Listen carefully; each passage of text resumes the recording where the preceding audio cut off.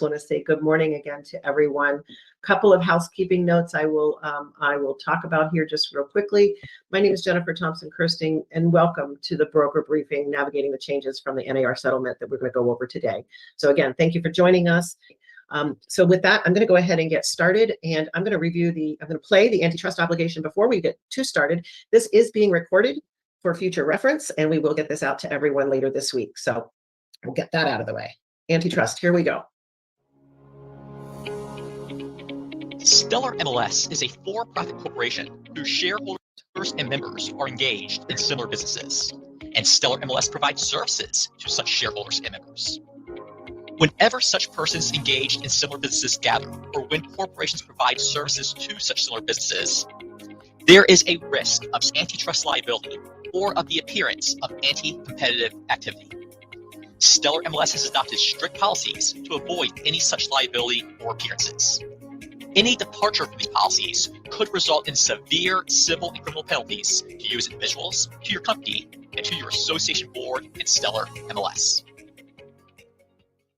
Okay, well, we got that out of the way. So thank you for that audio there, Chris. You did a great job on that, as always. So before we really jump in, I want to just introduce a few folks that are on the call with us today.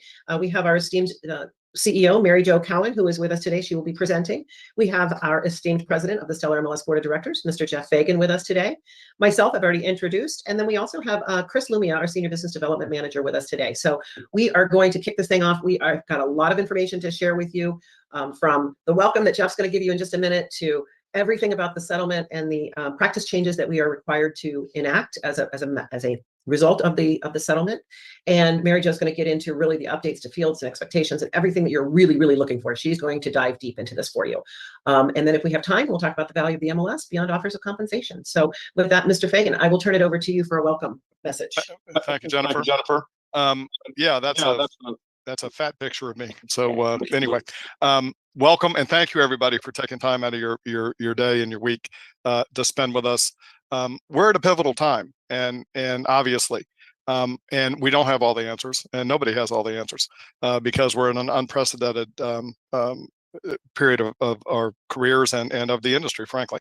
As I was listening to the antitrust reminder, and I will honestly say that since all this has gone down since October 31st, although it happened very much, it started way before that. I've listened a little more carefully to it.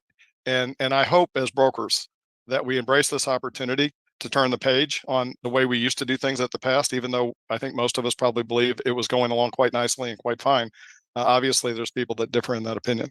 And now there are sanctions and actions taken against us. So I hope we embrace the mindset that change is necessary and it'll be okay in the long run, but it's going to take some getting used to. And as brokers, we're the gatekeepers of the actions of our agents, or we should be. And I hope we embrace that role and help navigate through this in a way that limits our liability, but also protects the consumer. So I'm glad you're here.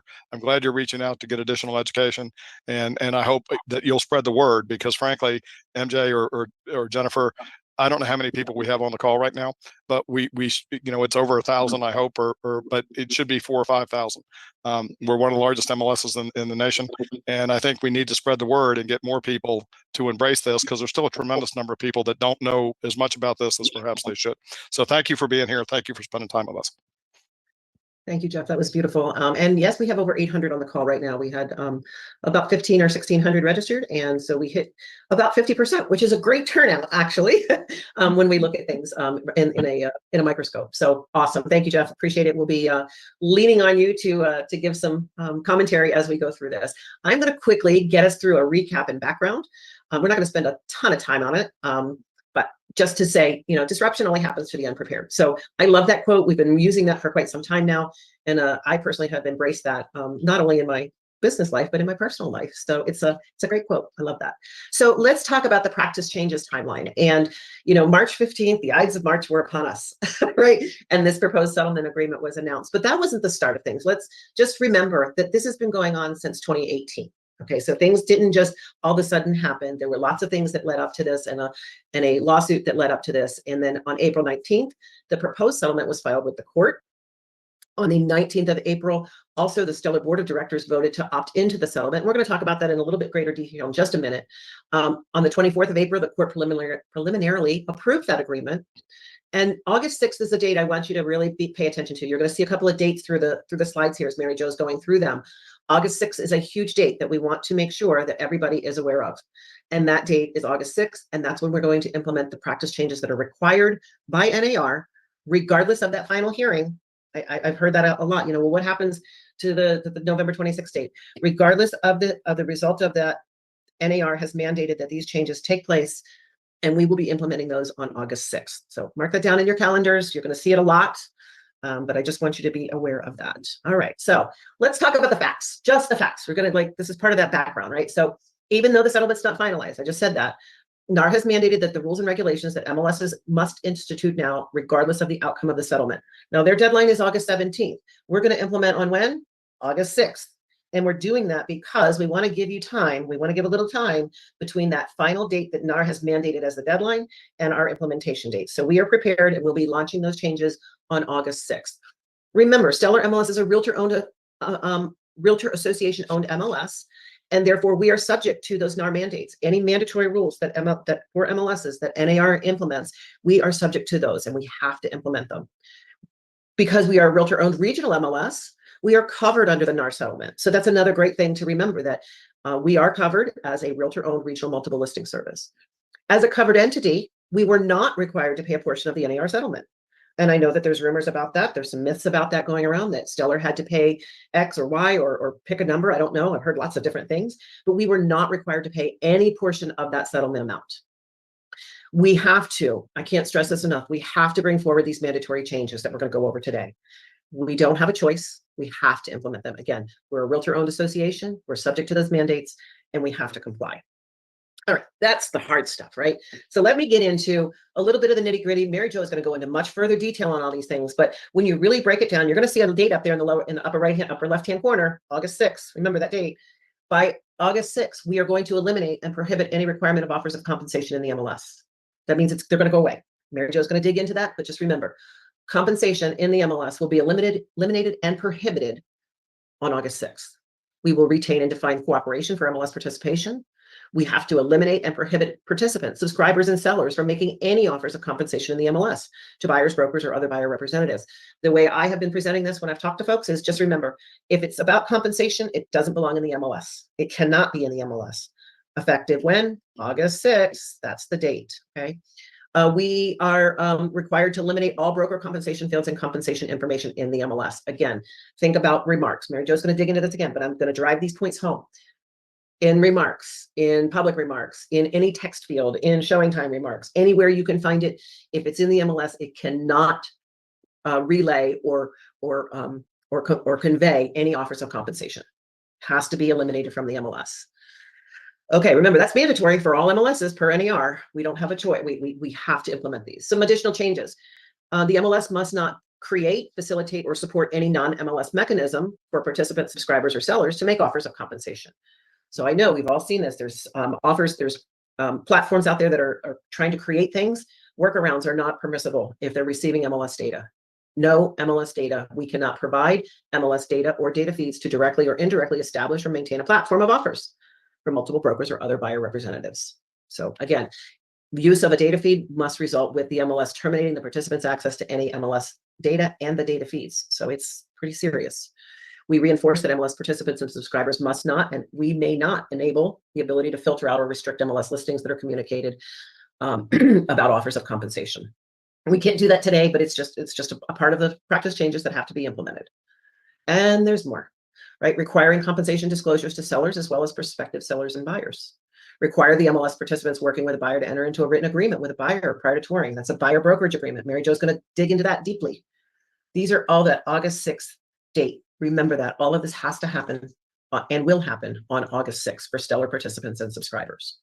With that, Mary Jo, I'm going to turn things over to you. I will drive the slides for you, and I will mute myself. And thank you. Thank you. And again, thank you so much, Jennifer, for all the good background, and thank you to all of you who are here. I've just been skimming the Q&A, and I just want to clarify for everyone that what we're talking about today are the changes that are going to impact you as far as the MLS goes. We are not NAR, so we can't answer questions about NAR's strategy or what they did or didn't do. We are a realtor-owned regional MLS, as Jennifer mentioned, so we are bound to follow the rules and enforce them. But we, if you want to hear more about the nitty-gritty of the settlement, if you go to facts.realtor, you can read yourself silly on all of the background and the lawsuits and all the decisions that were made. Okay, so let's get started. Excuse me. So the first rule is no offer of compensations on the MLS. And basically, I don't want to read this word for word for you, but the MLS cannot have any fields or allow any entry of any information that relates to compensation in our case, in Matrix. The use of our data feeds that you may get as brokers cannot be redirected to a third party to help establish a platform for compensation offers. So the MLS data and the MLS system cannot be used in any way to confer, to communicate offers of compensation as of August 6th. So we do have, go ahead to the next slide, Jen. So we will be removing, as Jennifer said, all of the fields from the MLS on August 6th. And our new rules prohibiting that offer of compensation anywhere on the MLS is also will be into the system and will be enforced aggressively. And I'm going to say this just for a quick second. We, as Stellar, and that extended to all of you as our participants and subscribers, we're covered under the NAR settlement. And what comes from that, our responsibility, and that's Stellar's responsibility and also yours, is to enforce the requirements that NAR has put into our system as a result of this. We have no choice. So please, please, please understand, no creativity, no secret tricks to try to communicate what the compensation is. This in the MLS cannot, absolutely will not be used as a method or a workaround or anything for compensation. So please keep that in mind. We will have very aggressive enforcement as well. So what about your current listings? As a, excuse me, what we're calling a broker action item, we'll need you and your agents to look at all of your active pending and TOM listings in your company and make sure that there is no reference in the text fields to compensation. So Stellar will remove the compensation fields, the variable rate commission fields, any of the data that's in those fields, everything will be suppressed and removed. But anything in the text boxes, in the realtor remarks, in the public remarks, anywhere it could possibly be, cannot have any reference to compensation. And we have that for your active listings, your current listings, excuse me. Sorry about that. We need you and your agents to go in and remove everything in there before August 6th. And there is, in this case, no grace period for enforcement of this rule. So you're going to want to be absolutely certain that your listings are clean and have no reference anywhere in the system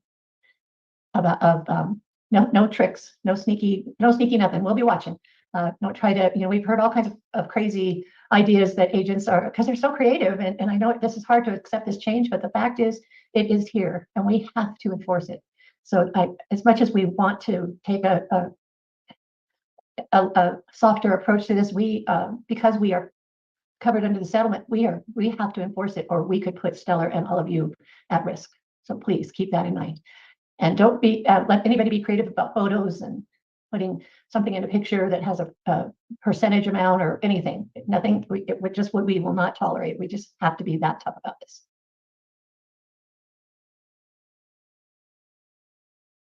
Okay, so notes on offers in current listings.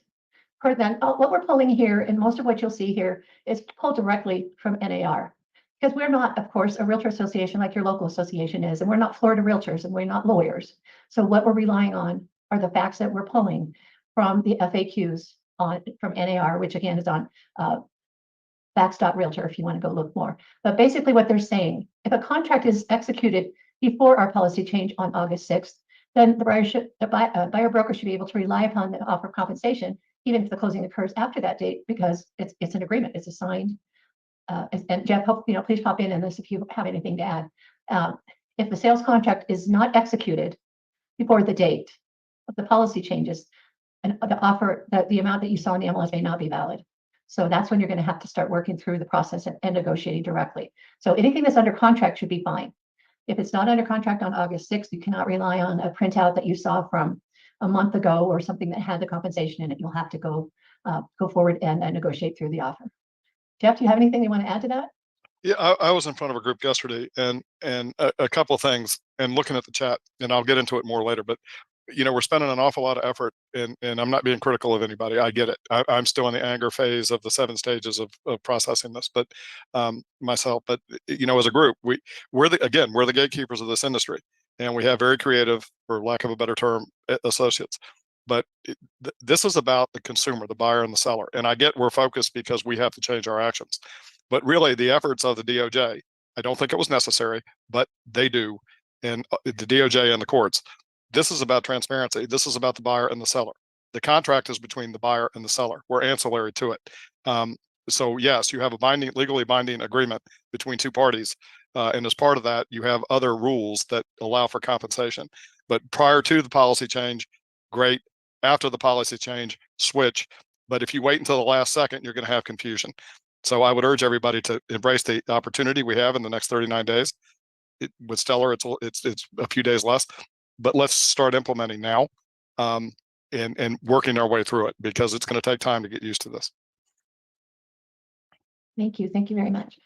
Oh my goodness, I'm sorry, guys. So let's talk about, this is not part of the NAR mandated rule changes that have come from the settlement. This is an opportunity that has been offered through the settlement and through that to NAR to us. So there is a new opportunity for a rule on concessions. So before I start talking about concessions, I want to say again, concessions is not a replacement for compensation. You all know most likely that we have currently have a field for concessions on the closing side. This will be a new field that is optional on the listing side, where concessions to the buyer, if the seller chooses to offer those, can be entered into the system. It's optional, but if it's used, the concessions may not be limited to or conditioned upon retention of or payment to a cooperating broker or any other broker representative. So misuse of this concessions field will result in an automatic fine. We'll talk a little bit later on the fines, but understand that because all of these changes are coming through NAR, they're mandatory, and they put us at risk if we don't enforce them from the plaintiffs. We will be very aggressive in enforcing these rules as well. So let's talk a little bit more about concessions. First of all, I will say too that there are a lot of, this is an MLS choice. MLSs have the option of whether or not they want to add seller concessions to the buyer type field. Stellar's board of directors has approved this field, and it will go into effect on July 23rd, later this month. The field is going to be a yes/no field, and it's going to be optional. Again, I say optional at every corner, and I say this to all of you as brokers. Please be thoughtful and consider how you want your agents to deal with this as we move forward after July 23rd, because this is totally up to your discretion. In our opinion, the broker should be deciding if you want to offer concessions, if you want to use that field. If you choose yes or no, that will go, it's just a yes or no field. That's an option. You can leave it blank. You can commit nothing. You can just leave it blank and continue on. If you say yes, or when you're adding the listings or the agent or whoever it is, there will be an auto-filled comments that goes into the remarks that the seller will consider concessions in the price when an offer is submitted. It's a simple statement, basically saying that the seller will consider concessions. As another option following that, if you choose, you can enter a dollar or a percentage amount of the sales price that will be dedicated to concessions. And again, the concessions field cannot be conditioned upon using that concession amount only to compensate the buyer broker. So here's another broker action item for you. Please consider creating an office policy for how your agents should handle concessions. This will be, I think, very helpful as a new change for you to give them the direction that how you would like your company to deal with this. And remember, again, it's completely optional. You can leave it blank. You can say no. You can say yes, and you can add the amount if you choose. 100% optional every step of the way. It's totally your decision. In our opinion, in our mind, we feel that this is a brokerage choice to make. Jeff, do you want to add anything to that? Yeah, and I think concessions have been part of real estate for God knows how long, and they're normal, extraordinary, not extraordinary at all. And obviously the lender may have some opinions on the buy side about the magnitude of the concession. There has been some stuff come out relative to the VA, relative to the FHA, and what how they're looking at it from Fannie and Freddie. But ultimately, let your offer do the talking, and then it's a negotiable item, and that includes general concessions, whether that be prepaids or closing costs or whatever, as well as if you have a buyer who can't fulfill a payment to the buyer representative, that would be something that the seller may consider. And you can condition that in the offer that the buyer makes, as far as presenting it in front of the seller for the seller to make an informed decision. And again, I think that hits upon the transparency, that the seller fully understands how monies are being spent at closing, because we all know the buyer has been paying real estate fees in the price they pay for their home. So ultimately, it just clarifies things a little bit better, and is more transparent for them to do it inside your offer that goes back and forth, and then you reach final acceptance, then you close. I think that's the thing to hold in the back of our heads. It's not code word for commission or compensation. Absolutely not. Absolutely not. All righty. Thank you, Jeff. Okay, what do we have next? A little bit more. We're hammering this home because it's so important. Concessions are not a replacement for the compensation fees and cannot be conditioned upon solely the use for buyer's broker compensation. It is not a blanket unilateral offer. Concessions have to be negotiated. There's no guarantee. It's just an offer, which is contrary to how we've done business in the past with compensation being unilateral. If you saw it in the MLS, that was part of what you could count on being paid. That is completely now, will be gone on August 6th. Concessions are between the seller and the buyer, not between the listing broker and the buyer's broker. Very important to keep that in mind. And again, it's not required in any way. Sellers do not need to offer concessions. And again, we ask that you all, as brokers, consider how you want to handle concessions in your office, because if they call Stellar, we're not going to be able to help them. We're not going to be able to advise them on how to fill that out. All we'll be able to do is basically refer everybody to the FAQs or refer them back to you. Talk to your broker, see how your broker would like you to handle this. So if you have those policies in place, it will help everybody, I think, be less confused with all this change going forward. Alrighty. Now we're going to talk about data feeds and what is allowed and basically what's not allowed. And first of all, when I talk about data feeds, I want to define that for you. This would be your IDX feed for your websites or for your agent sites.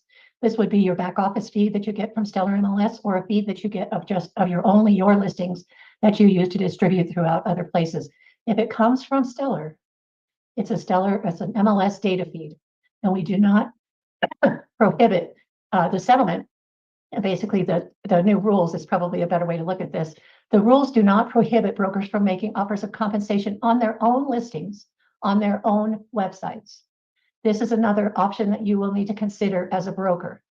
There will be no compensation information in the data feeds as of August 6th.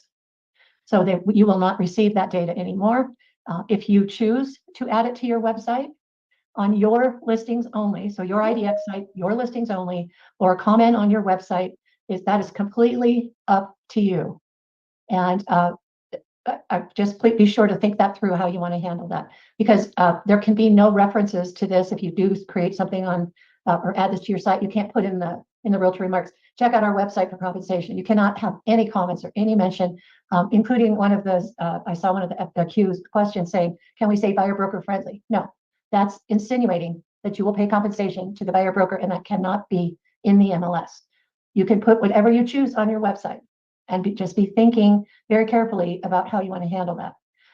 You may augment MLS data feeds currently, just like you do now, with offers of compensation to, again, you can augment your feed with your data, only for your listings.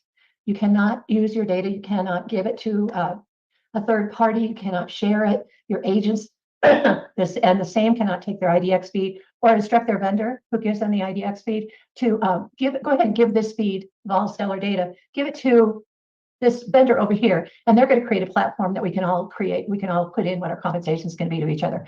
You cannot use the MLS data in any way. to facilitate something along those lines. And this is a very, very serious from NAR as well, is if a broker uses or allows, even unknowingly, the MLS data to be used to create a platform that has offers of compensation, it will result in termination of your company. And that is huge. That's not just you, that's your entire company, all of your agents, because the rules from NAR say that we have to immediately terminate from access to any MLS data. So that would also be matrix. So please, please be very diligent about that. And again, as if you choose to show compensation on your website for your listings, you can absolutely do that. But you cannot reach out to other brokers and gather theirs and create a platform. Anything that uses MLS content cannot be used to create a platform. So please keep that in mind. It doesn't mean that, Jeff, one quick second, let me just finish my thought and then I will ask you for your feedback too. There are, and Jennifer alluded to this earlier, there are some platforms popping up here and there that are saying, hey, put your listings on here and you can say what your compensation is going to be. We have no stance on that except to say you cannot use your MLS content to feed that site if you choose to participate. So if there's a platform that develops out there that you as a broker want to participate in, understand that you cannot use the MLS data. You would have to manually enter your listing information into that platform. It could not be coming from the MLS, otherwise you'd be violating the rules and regulations and the intent of the settlement, and it would be it would be really tough. So Jeff, go ahead. I'm sorry. And I'm going to offer, I know people, there's massive amounts of people that are contemplating putting it on their own websites. And I'm going to offer a scenario for you that scares the living daylights out of me. So, okay, you put it on your website and then your agents start sharing links and feeds and Facebook or fake book, as Mike McGraw calls it. Then it starts expanding. Then you got links being added to other links. And all of a sudden you have something that looks sort of like trying to get completely around the settlement terms. And one of the phrases in the settlement agreement, and if you haven't read it, I would urge you to either read it or get with an attorney who has read it. It's the unilateral offer of compensation that really seems to be one of the drivers behind this. Meaning it doesn't matter if the agent is a good agent on the buy side and did a good job, but it's this blanket, yep, if you do it, you get paid. I think that really is part of what has driven people crazy, and the accusations. And ultimately, I personally am trying to get people to encourage people, let's move beyond the figuring out how to work around this thing, and let's figure out how to embrace it and say, okay, fine, let my offer do the speaking for me. Let my agent represent the buyer, let my agent represent the seller, and let those two people represent their client, and then put the offer in the middle, reach a ratified contract and close the contract, and stop agitating, arguing, because at the end of the day, the DOJ is going to win. And they're already contemplating additional actions or watching what we do by the minute. And if it's not them, it's some plaintiff attorney or somebody that wants to make a name for themselves and get rich. And we are a sitting duck if we keep anguishing over this instead of embracing this. So I urge the brokers in the room to seriously sit down and talk to their legal counsel and figure out the position they want to make. And then make sure your agents, even if you have to release a $30 or $40 million producer who refuses to embrace this idea, they're going to get you sued. So I'm passionate about this. I am concerned because, as you know, you can't control everybody at every minute of every day. But if we don't get control of this as brokers, which is our job in this state, we are the gatekeeper. If we don't get control of this, we're going to be spending more money on legal actions than we will on how to market our properties better. That's my opinion. Opinion only. Thank you. Yes, we're all really passionate about this, and it's just through all of the Q&A that I've just kind of been scamming through. There's just so many questions and so many what ifs, but Jeff's right. It's here. We have no choice. It's not an option, and we do really need your help in making sure that your agents also embrace this to protect everyone. Okay.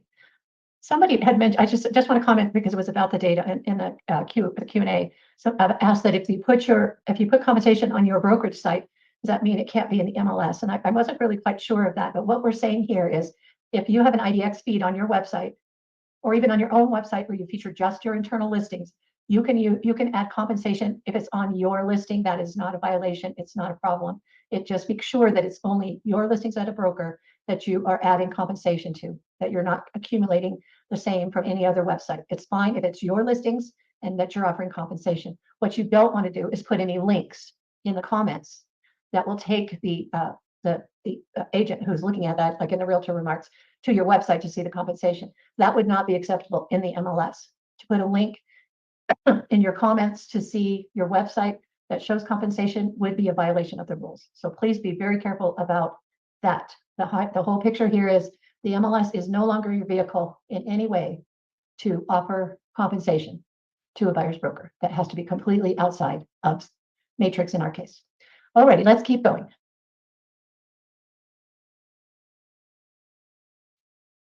So again, we're still talking about misuse of the data here. And I know we're saying this all several times, but we want to make sure that everybody's really clear on this, that the MLS cannot allow you to use your data feeds to create a platform. And you cannot allow a third-party vendor that you work with, you cannot give them the data feed or sell them the data feed or whatever it might be to create a platform. That MLS data cannot be used in any way by you as a broker, by any vendor that you have to create a platform to communicate compensation to other brokers. Cannot be done unless it's only on your own website. So hopefully that's making sense. Huge caution. Please be very diligent about this, because ultimately this comes back to you as a broker. And even if one of your agents does it and you don't know about it, you could be endangering the entire company as far as access to the MLS. And let me just add the last bullet here. If we find out about a vendor, even if it didn't come from you, but say 20 of you use the same vendor and one broker gave out the data, and we find out that company is misusing our data, we will shut off their data feed, which will also impact any other customers that vendor has. So again, it's so important that we have to embrace this totally as an MLS to continue to satisfy the requirements of the rules and the settlement.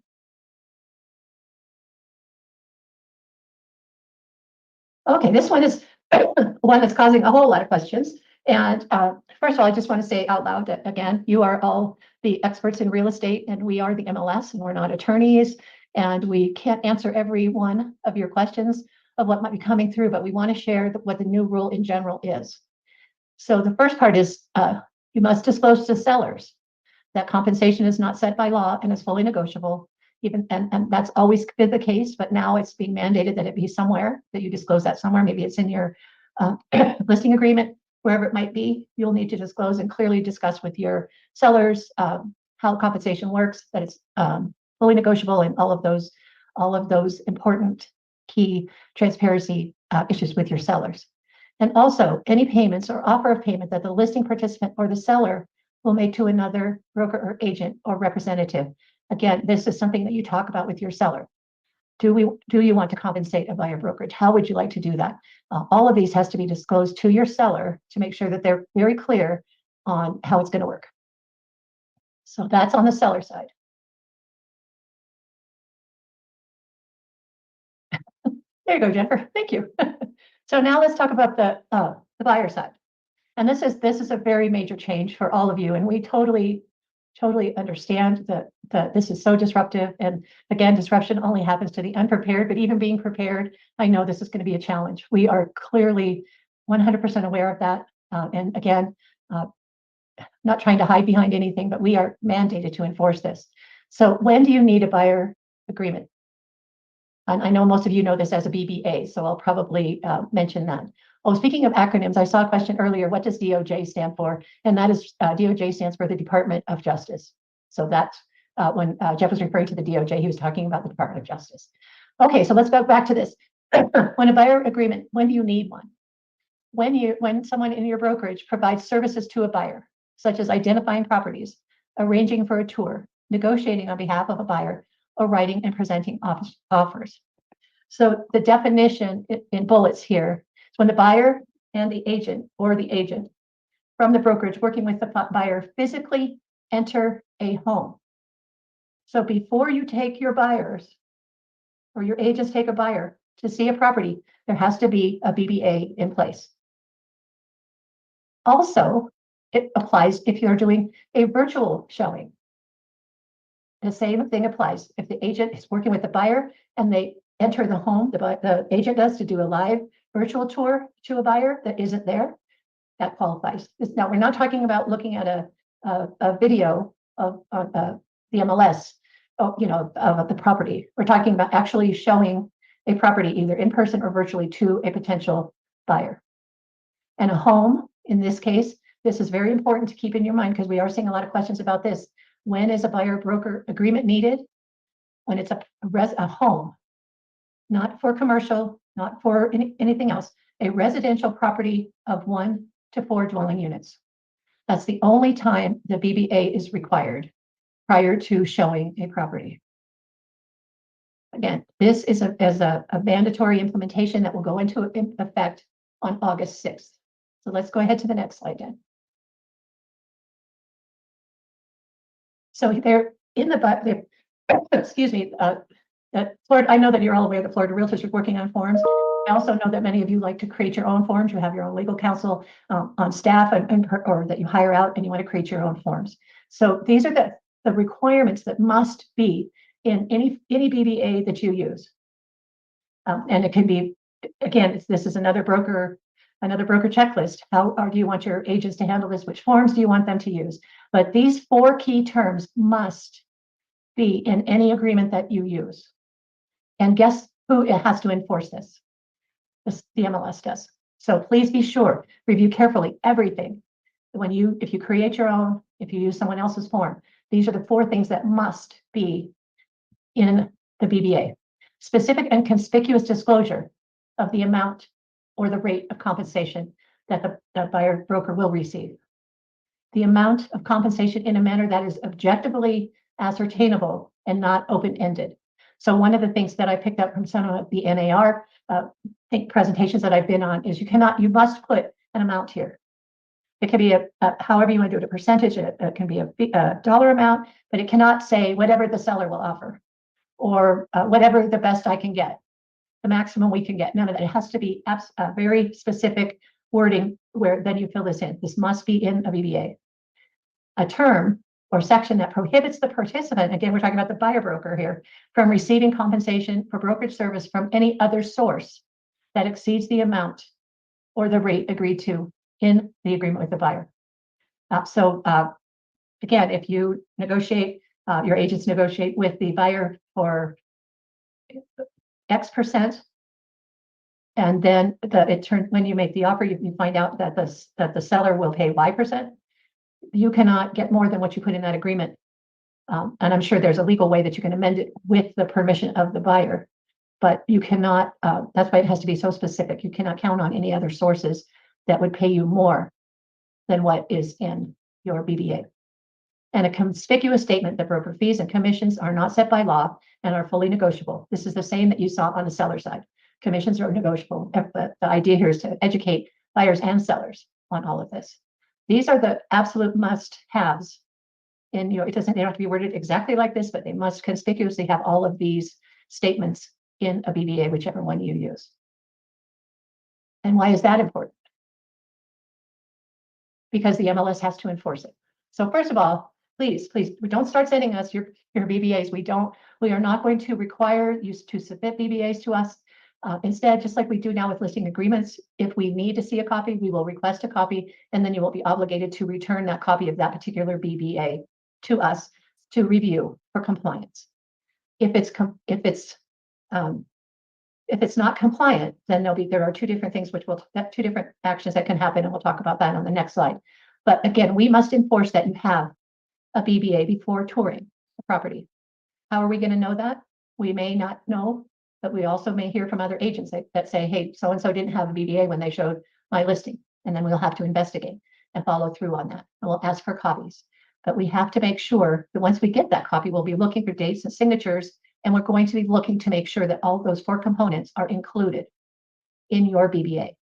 So another broker action item for your checklist is be certain that the form that you use in your brokerage is compliant and contains each one of those components. We're certain that Florida Realtors forms will be compliant and available soon. If you create your own, please be 100% sure that it is compliant. We have a few questions coming through the Q&A. I'm seeing some themes. So the first one is asking about, for that objectively ascertainable amount, ranges. Can we Yeah. address that slightly? Yeah. And it has to be a flat amount. It can't be a range. It has to be exact. There can be no wiggle room. Now, if you have an opportunity where you might be able to get paid more, this is kind of where the relationship with the buyer comes in. Because the buyer, if you're doing a great job, they're probably going to be happy to amend or whatever your BBA to allow you to get more. But it will be their choice, the buyer's choice. If you as the buyer brokerage get more, buyer's broker get more compensation that was originally agreed to in the BBA. The other question that we're getting a lot of we're talking about for residential property, but what about residential vacant land or residential rentals? I was thinking about rentals earlier. I do not believe that this applies to rentals. Chris, have you heard other than that? Is somewhat vague. So while we are removing the compensation fields for all Yes. listing types, generally speaking, the plaintiffs were home sellers. Yeah. So I think what I'm kind of hearing is that for rentals, this may or may not be as important. And Vacant land's a little we'll get an answer on that. We will get to NAR. We'll get a Yeah. specific response on whether this applies to rentals, and we'll be sure to get it out there. And same thing with vacant land, because Not it might be like Yeah, but only on the residential 4 units or less is it required. But that is a really good point that I forgot to mention earlier. We are removing all compensation fields on all property classes on August 6th. So there will be no compensation. If we're doing this out of the abundance of caution and to avoid, well, I didn't know I could or I couldn't because you can here and you can't there. So we're completely removing all of the compensation fields from every property class, including rentals, vacant land, commercial, whatever it might be. They will all be gone. This requirement for buyer broker agreements pertains to residential 4 units or less, and we will check on rentals. And the other question we're getting a lot of is about open houses. And there is a specific frequently asked question that NAR put out saying that if you are doing an open house on behalf of the seller and a buyer walks in and asks questions, that would not necessarily require a BBA. But I would recommend check out the NAR FAQs. We'll link to those later. And that addresses the open house question. We've done a few. Well, and I think one of the NAR FAQs are very, very detailed, and they're worth reading as much as there's like 90 of them. One of the pieces that I seem to recall from that is if you are at an open house, you are representing the seller. And so you don't need a BBA. If an unattached buyer shows up, you can show them the property without a BBA because you're representing the seller. But all of those questions definitely you want to research those. And of course, Florida Realtors is a great resource as well. Jeff has been trying to interject here a little bit. So Jeff, go ahead. I'm seeing questions pop up. The one of them was representation, transaction brokerage versus the word exclusive is not code word for single agency. So realize that there's a buyer brokerage agreement for transaction brokerage. There's also one for single agency. So my assumption is as Florida Realtors reworks those forms, they will maintain that or offer more clarity on that. And then we're still getting into ranges. Jennifer just posted something about if seller offers X and buyer offers is buying in a BBA for Y, can you combine them? No, it's going to be an explicit amount, and it's going to err on the side of lower. Frankly, I mean, forget the emotion behind what that means. They're trying to clarify. So you're not going to combine it. You're not going to do all that kind of stuff. It just is. And I appreciate the questions on the rentals because frankly I focus on sales. So, but it's something to keep in the back of your head. There's a whole group of realtors in the state of Florida that are and non-realtors who, frankly, have been doing commercial real estate, and this is their world. This is not new to them at all because each side compensates the other, or they negotiate in the middle. There's also 18 or 19 states in the United States that already are where we're going, mandated by law. Now they're probably still displaying compensation, but they still operate under buyer brokerage. So again, we're freaking out in Florida because it's new. But there's huge percentages of us that are in the room that are already currently practicing this or are used to it from other states. So the world's not going to end on the 19th of August. We will still transact real estate. There's also frustration in NAR. I get it. And because I too am frustrated and I'm a director and all that stuff. Yep. All that is legitimate and real, and you can voice it to NAR itself. Because there's certainly enough anger out there relative, especially if you were part of the $2 billion club and you got excluded from the agreement, because those people, including my company, is writing checks. So there you go. Mary Jo, if I could just pipe in here, because there's a lot of questions about this and I've been answering them, but goes back to that range of percentage amounts or up to a certain percentage amount or dollar amount. And let's be very clear. The BBA has to have a specific dollar amount or a specific percentage. And if the seller is offering a different percentage that is higher, in order for you to receive that higher amount from the seller, you have to go back and renegotiate your buyer's brokerage agreement with your buyer. And your buyer must agree to that additional compensation that you would be receiving. So let's be clear, it's a specific dollar amount or percentage. And if the seller is offering compensation, great. But if it's higher than what you agreed to with your buyer, then you would need to renegotiate that with your buyer. I just wanted to make that super clear because there's a lot of that coming up in questions. So, and that is again, I know we're almost out of time here, so I don't know what slides we have to finish this off, Jennifer. Do we have a minute or so? So let's talk about go ahead to that next slide. And we wanted to be sure that you're aware that the enforcement for having a buyer brokerage agreement, as all of the other new rules are at level 3, severe violation of the rules and regulations. We will have a 60-day grace period between August 6th and October 6th. So before we start assessing any fines on this, to give you all a chance to get used to having these, but we will still enforce the rule. We just won't assess any fines until after 60 days. But it will be a severe fine. First offense, automatic $500. The key piece that's a little bit different here for those of you that are brokers, currently all of the penalties and fines go to the agents. However, in this case, if the form itself that your agent used is not compliant with those 4 requirements that I mentioned earlier, then the penalty will be coming to you as the broker. Because again, we want you to be sure that you are selecting the form you want your agents to use, and that falls on to you to make sure, of course, that they're using the right one. But if you're using the Florida Realtor forms, it most likely will never be an issue. It's again, just a caution to be very careful if you create your own forms. Okay, we have like 2 minutes left, Jennifer. So a couple of recaps. July 23rd, the new seller concession fields will launch. August 6th, compensation fields will be removed. The new rules on buyer agreements, all of the new rules, disclosures, all of those will go into effect on August 6th. Do we have a little checklist, Jennifer, for the last slide? Okay, let's go ahead. Yeah, I'll keep going there. Okay, we're going to skip to this. So your checklist, and we talked about all this today, please keep in mind, create a policy, an office policy regarding concessions before July 23rd. And that could include also, do you want to go back and have your agents backfill concessions, because that field will be blank on any existing listings. It will be a field optional going forward. Prior to August 6th, remove all references to compensation. That's okay. Sorry. My eyes are going to cross here. So remove all references to compensation in active, pending, and TOM listings. That is for you and your agents to make sure it is done, because there is no grace period for this fine. We will be very assertive and very aggressive. Please review and create an office policy regarding your buyer brokerage agreements. Be sure your BBA that you and your associates use is compliant with those 4 must-haves, and please ensure that all of your agents and office staff are aware of the new rules. We have several similar forms to this coming up for agents. Do we have that slide, Jennifer, real quick? Because it has a QR code that you might want to snap really quick. Find it. It's coming. It's coming. There it is. All right. So on your screen, if you want to scan the QR code, it'll take you to our page that has all kinds of resources, has links to the NAR FAQs, our own, some videos. We have Facebook Lives coming up.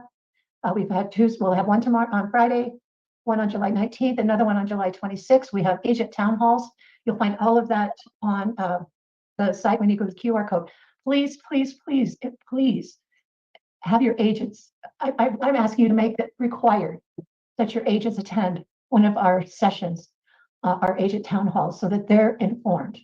That would be so helpful to all of us to kind of keep our disruption and get everybody informed and keep these going.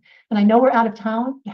I will say that we'll do our best to go back through the Q&A and create some FAQs for you, or create a document that can refer you to the correct place in the NAR settlement. But please check out facts.realtor for all the FAQs. There's a ton of knowledge there, videos that you can share with your agents, all kinds of information to help get everybody up to speed. And here's the QR code again. There's the QR code again, and those additional resources. But one other quick thing, we do have, I know there's a lot of questions about the forms and when will the forms be available. We have that here on a slide. I'm trying to find it, but Florida Realtors has worked on, they have released some new forms, and they are working on and plan to release additional forms mid-July and late July. So I just wanted to answer that question because I told everybody I would. So just be aware. And if you have questions on those, please reach out to Florida Realtors. They are the gatekeeper of those, and we will make sure that they are in the products, the transaction desk and SkySlope forms, and of course they will be and have been in Form Simplicity as well. So. Well, alrighty. Well, I think in the interest of time, I'm just going to say a very quick thank you. Thank you for joining us. Thank you for being here. Thank you for being engaged and proactive. And please continue to follow us along as we do our Facebooks and everything else and keep you informed. So thank you for your time.